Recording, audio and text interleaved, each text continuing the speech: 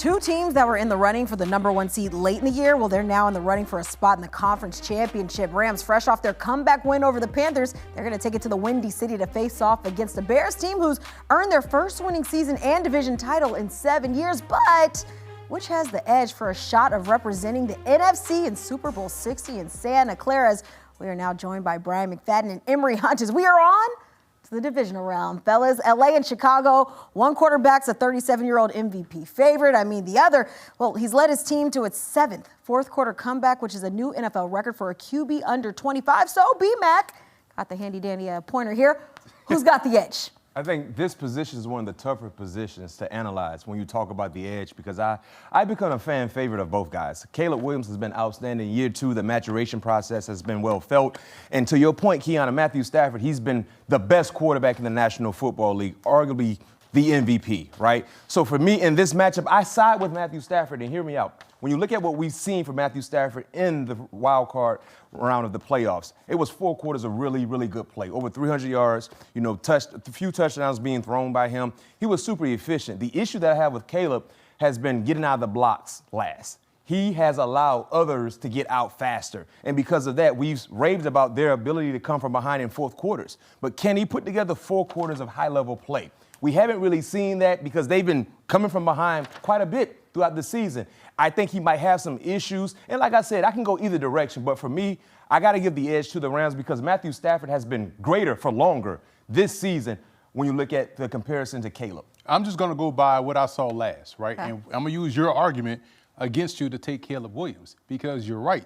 He has come out of the blocks late, and we rave about his ability to come back and win these ball games. But when you talk about Matthew Stafford, what we hadn't seen from Stafford all season long, that we're starting to see a little bit more so on the back end, the turnovers. He had a turnover against the Panthers in the postseason, and he had a couple turnovers down the stretch that was real ugly.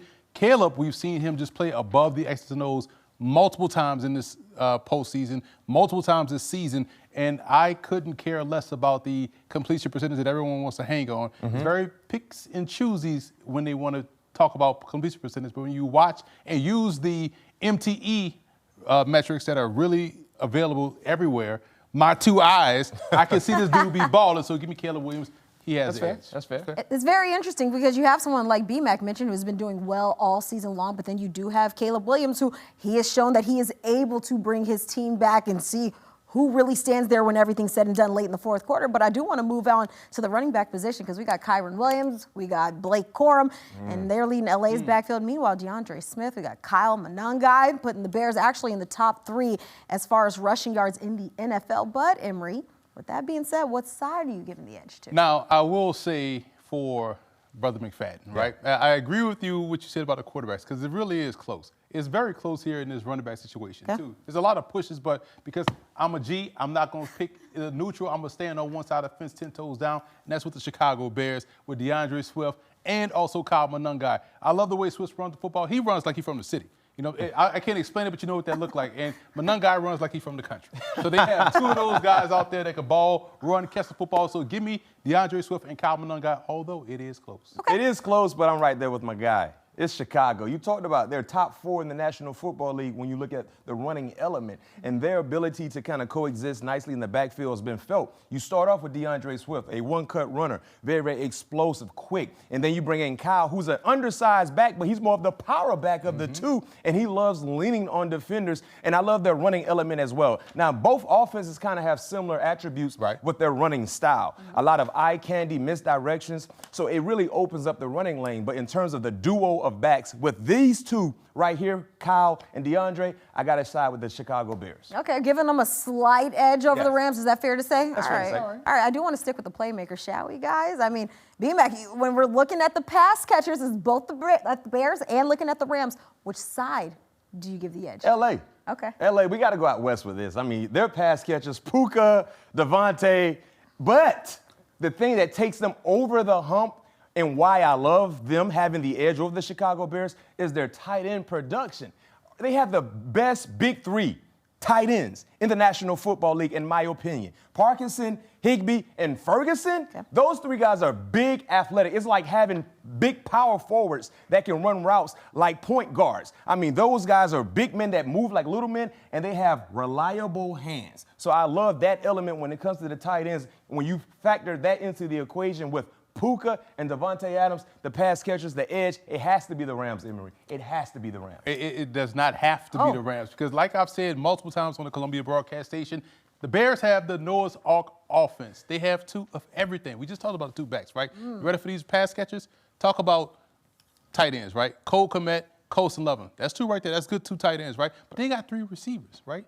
They have DJ Moore. They also have Luther Burton. They also have the young man, Roma Dunze. Man, and Jade Walker. Who's that? Well, if you guys keep it locked to CBS Sports AQ, we told you who Jade Walker is, coming from Texas A&M, who has a big catch already. So they got a lot of playmakers, man. Multiple options, multiple guys that can get busy. So give me Alameda Zacchaeus. Come on now. I understand That's he's trying to make a play name. for Chicago.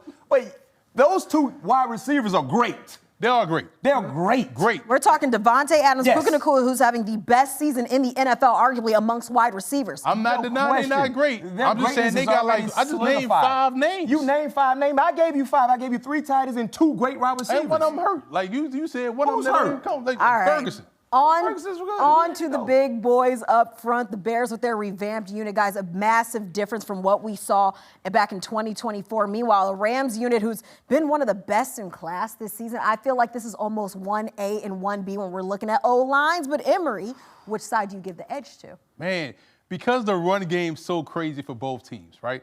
You have to look at the offensive line. Both offensive lines are really good.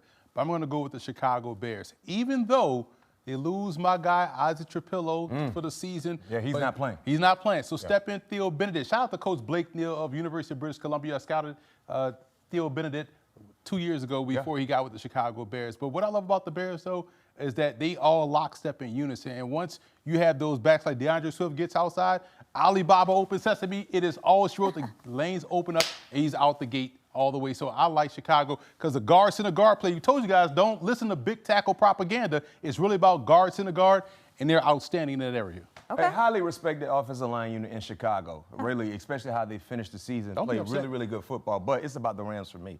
I'm taking the Rams because of the running element. We know how effective they've been running the football, but also throughout the entire regular season, Kiana, Emory, they only allowed 23 sacks. You know why that's an impressive number, one of the best in the National Football League? Because they have a true pocket quarterback with Matthew Stafford. Because if you're not protecting Matthew Stafford, he doesn't have the athleticism or the mobility or the youthfulness to move like a Caleb Williams. Now, Chicago, they didn't allow a lot of sacks either. They're right there in the 20s also. But it's more important, and I think it's been more impressive seeing how well this offensive line unit has been able to protect their quarterback in the Rams, because if they do not protect Matthew Stafford, he is a lame duck in the backfield because he's no longer considered a mobile guy like some of the younger quarterbacks in the National Football Sound League. like you making a case for why the quarterback on my side has the edge. But go ahead, Keon. But what I will say, going back to my topic originally, this is maybe 1A and 1B when we're looking at some of those top O-lines in the league. So honestly, you can't really go wrong when you're looking at either of these squads. But can we go wrong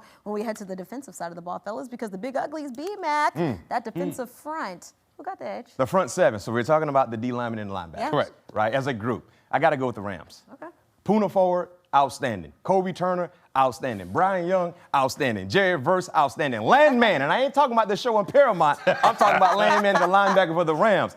Outstanding. Those guys, they get after you. They know how to hunt.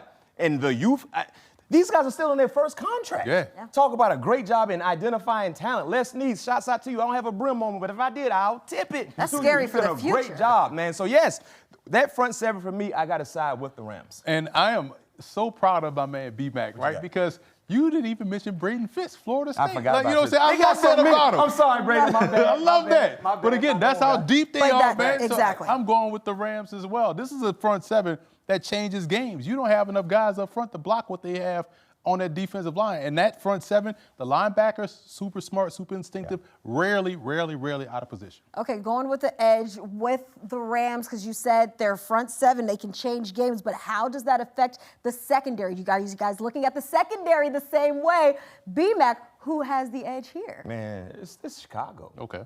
It's Chicago. There's a secondary. You talk about people that can take the football away. That's who they have. And I think that has been the Achilles heel for the Rams defensively, the secondary, especially the cornerback position. They need to improve in that element, but they have who they have throughout this playoff run. But for Chicago, if you're not mindful, you throw the football in the wrong area, the wrong spot, they will take it away. Start with Kevin Byard. First team All-Pro, shots out to Kevin Bryant, 7 picks. Then you have Wright, who had 5. Amongst 2 guys, that's 12 interceptions. They led the National Football League as a whole when it comes to taking the football away, intercepting the football. So it's the Chicago Bears for me. And not just interceptions. If you are lax with the football, trying to run the ball, and they will come with that peanut punch. Yeah. Former UL Lafayette Raging Cajun right there, by the way. But you have the ability to take the ball. Can you score? Can you take the ball away? The Bears can do both in the secondary. Give me the Bears for them having the edge here against the Rams. All right, so we're on the same page on a few categories here. We're seeing who has the edge positionally, but now I want to know who has the edge overall. Looking at this matchup, who is moving on to the NFC title game, Emory? Oh, my God. Just judging by my beautiful face on the wall here, I have to go with the numbers. The analytics say the Chicago Bears. Oh. And the reason why I trust the Bears in a backed-up situation.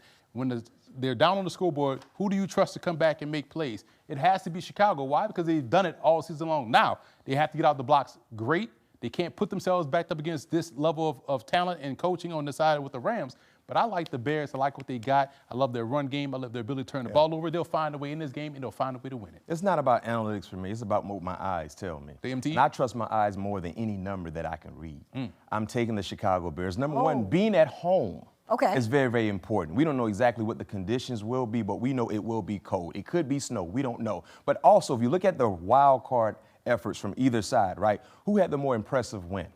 Chicago. They played against a more competitive team in the Green Bay Packers because as we were getting ready for the playoffs and understanding and knowing who would play who, we all felt like if you were the NFC and you had to travel on the road, you would want to play the Carolina Panthers because they kind of hobbled into the playoffs and they had an 8-9 record in the playoffs. But Carolina took the Rams down to the brink, right? They took them down to the brink. So I'm going off what I've seen so far in this new season, which is the playoff season. I felt like Chicago, they had the more impressive win, and I think they would utilize that momentum. Even though I'm a fan of the Rams, I'm a fan of Sean McVay, I just question their ability to get back to being the dominant team that we saw earlier in the year. I will say this, Kiana. I'm a guy that's a big historian, right? And I love when things kind of match up. So this is the 40th anniversary of the Chicago Bears winning the Super Bowl in 1985. You know what happened in 1985 in that divisional round? These same Chicago Bears beat the Rams in Chicago. Stuff Eric Dickerson. 24-0. Yeah, so, Soldier Field, back when they had AstroTurf. And look at that. See, we both know I know ball, See, man. I didn't even know you were going that way. Exactly. You already knew. We didn't even talk about this. I wanted to be Randy, you Michael. Yes, exactly. But I might be Tito sometimes because I'm dope on the drum. The guys, they know ball. Good stuff. We'll see how it all goes down this weekend in the NFC. But you guys already talked about it. We can show you. This will be the first meeting between these two since week 4 of last season, where if you guys remember this, more recent memory, Caleb led 4 scoring drives, no turnovers as the Bears defeated the Rams 24-18. But as for Stafford in that game, no passing touchdowns, 2 turnovers, with just 1 overall score in 4 trips to the red zone. But you guys brought it up. The first time these two have met in the postseason since that 1985 NFC title game. Bears looking for that same result as they went on to win the Super Bowl that year. Over who?